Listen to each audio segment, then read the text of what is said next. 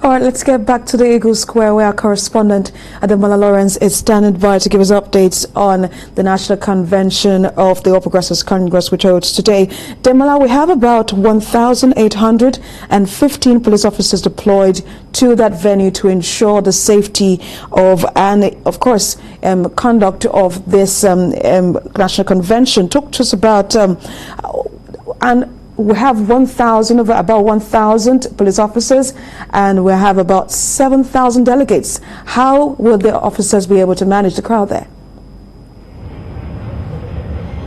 Okay, so just a few minutes before you came to me, there was a bit of poor crowd control at the entrance of where you can see the policemen. So the delegates were trying to force themselves to come inside the Eagle Square. So it's been a very poor, just a bit of poor crowd control there, because when you have 1,815 police officers in here for the convention, and you have over 7,000 delegates, so it becomes a serious issue for the delegates to come inside. So if we go while we were outside a bit before, and we saw how people were trying to come inside the Eagle Square, is a bit of challenge because of there are a lot of people outside. So, and the police, all the security agencies who are saddled with the responsibility of making sure that the peace and order are trying their best.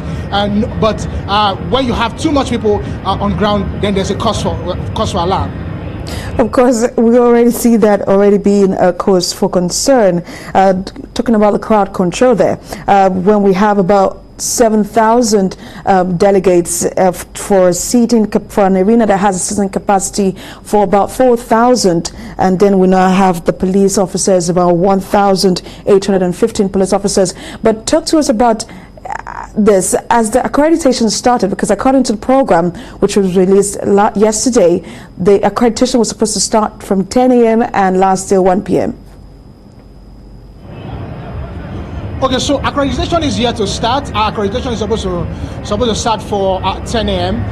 But this is past 11. The accreditation has not started yet. The delegates are still outside the Eagle Square trying to find their way inside. So one will be wondering, if accreditation has not started yet, the accreditation is supposed to start from 10 a.m. to 1 p.m. rather. So if accreditation has not started yet, so when exactly is the convention itself going to start? But we're still waiting to see how things unfold when the accreditation will start. If my cameraman can pan for you, you will see the designated places where accreditation is supposed to start. But it's just empty, just empty where the people are supposed to do the accreditation. So we are still waiting to see what is going to happen in the next 1 hour, if the accreditation will be able to start as at then. But for now, we keep our fingers crossed.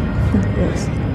Of course, they will. Of course, our fingers are crossed, because this is a much anticipated convention, of course, of the ruling party. Some would say it's the largest political party in Africa. But I want you to talk to us about this crowd that we're expecting today. Earlier, we saw that the election committee had come into the arena, of course, to do some last-minute inspection and to see that the materials are ready. We already see that some of the ballot boxes have been positioned at different places around the arena. I know it was difficult for you to get into the Eagle Square. Talk to us about what your experience was like getting into the square, and how difficult it is for delegates to also come into the Eagle Square. Okay, so after I spoke to you around past 10, it was a bit difficult. I spent almost like 30 minutes trying to come inside the Eagle Square back, because the delegates outside were so much, huge crowd outside. So it was a bit difficult for me to come inside. But before we came inside, of course, the election committee had already come inside to make sure that everything is in place for the election to take place. And of course, they will be talking to journalists on what exactly what is expected of everybody in this place. So we're waiting for them to give us brief on how things will unfold for the convention itself. The convention, of course, will hold, and of course, everybody is trying as much as possible to come into the venue to have a feel of what is happening inside. But coming into the venue, it's a big challenge for all the delegates for now. Hopefully it does not get out of hand. Our correspondent there, Ademola Lawrence, give us an update about what is going on at the Eagle Square, the venue of the APC National Convention, which holds today. Well, let's take you to some of the pictures we got earlier about that crowd control. Delegates, contenders, and party supporters, of course, struggling to find their way into the Eagle Square, which is the venue of the APC National Convention. Those are the pictures that you're seeing there, how police officers are trying, of course, to control the crowd. They pushed down the barricade manned by the police as the crowd outnumbered the number of police that we have there. APC has over 7,000 delegates who would come into the arena that has a sitting capacity of about 4,000, and we have 1,815 police officers deployed and on ground to ensure and maintain security at the venue. We'll definitely bring you more pictures and more updates from the Eagle Square venue of the APC National Convention. Stay with us. About 50 persons have been reportedly killed and several others abducted by armed terrorists in Giwa local government area of Kaduna State. The incident was reported to have taken place on Thursday night into the early hours of Friday. Police authorities in the state say they are still investigating the attack and compiling the actual number of affected victims. A member of a vigilante group in one of the affected communities told journalists that the bandits invaded at least 6 communities and opened fire on residents. He added that several houses and motorcycles were also burnt by the attackers who went ahead to rustle the villagers' cattle. The latest attack comes barely a week after 37 persons were killed in a similar attack in Kaura local government area of the state. This brings the total number of persons killed in the state to at least 87 in less than 10 days. Lagos socialite Ogbulu Chidinma Pearl has been sentenced to 27-month imprisonment for the offense of distributing petrol as souvenirs during an installation party on the 5th of March 2022 at an event center in Lagos. But the jail terms carry an option of fine totaling about 1 million naira. The defendant had been arraigned on the 14th of March at the Special Offences Court sitting in Oshodi before Chief Magistrate Kehinde Ogundari, where she pleaded not guilty. But on Thursday, she changed the plea from not guilty to guilty on 3 counts.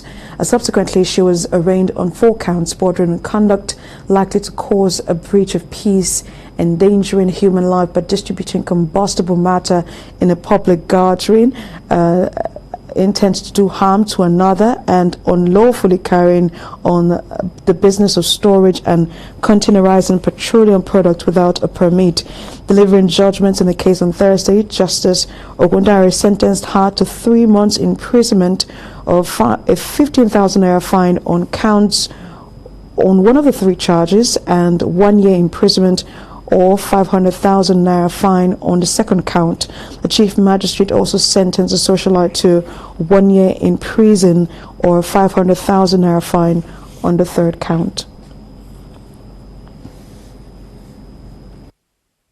Well, all is set at the Eagle Square for the APC National Convention with 1,815 police officers deployed and on ground to ensure security at the venue. 6 aspirants contesting the position of the national chairman of the All Progressives Congress Party have agreed to step down for President Muhammad Buhari's choice, which is Abdullahi Adamu. Meanwhile, pavilions at the venue are already tagged according to states, indicating how members are expected to sit. The main arena is still cordoned off by security operatives drawn from the police, Nigerian Security and Civil Defense Corps, and men of the Department of State Service. This is in order to maintain security around the venue, especially as supporters are trying to outshine one another. All around the Eagle Square, the Federal Secretariat party supporters are carrying placards and banners with faces and names of the supporters conspicuously displayed.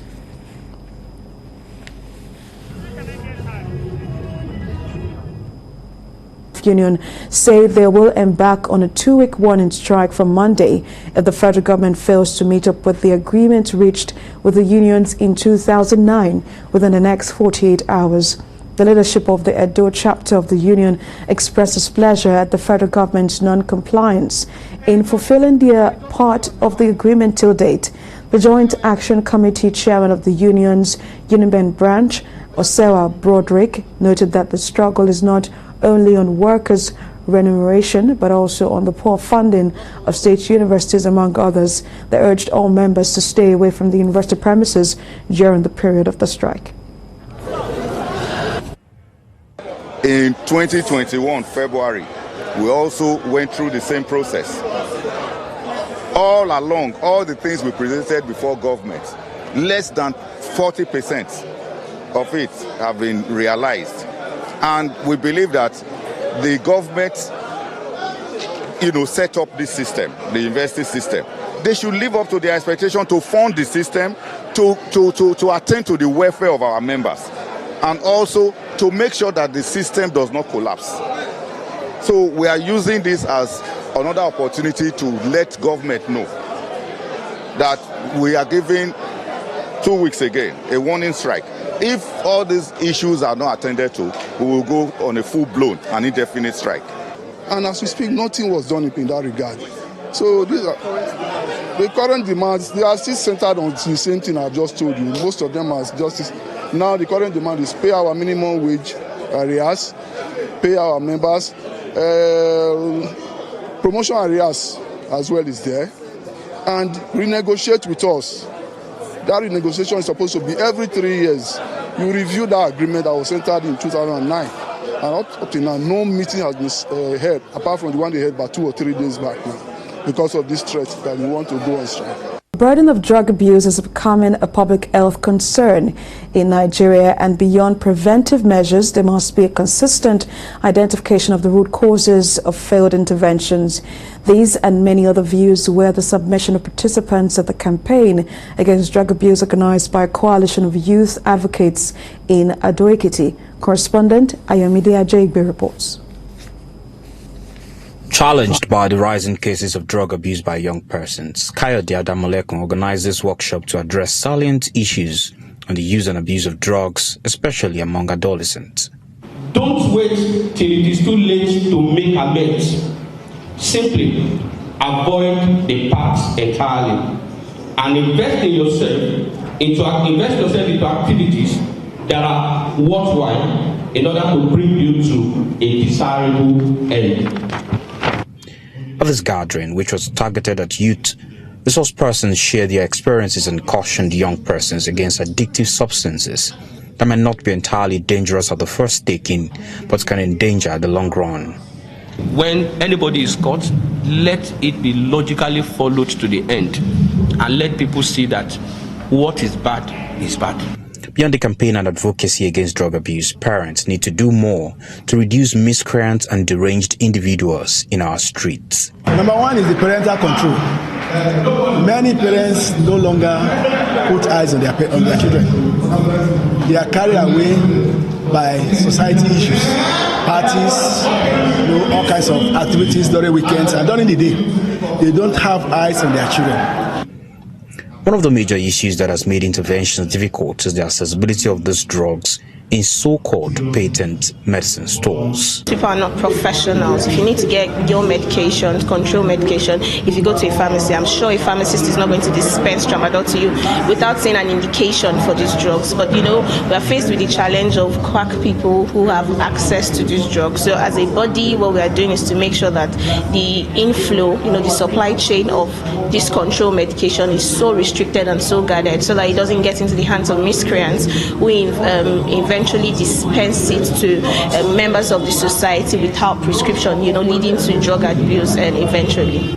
The end point of this workshop is to sensitize, educate, and rehabilitate, if needed, young persons and empower them for impactful living. Ayomide Ajayigbe, TBC News.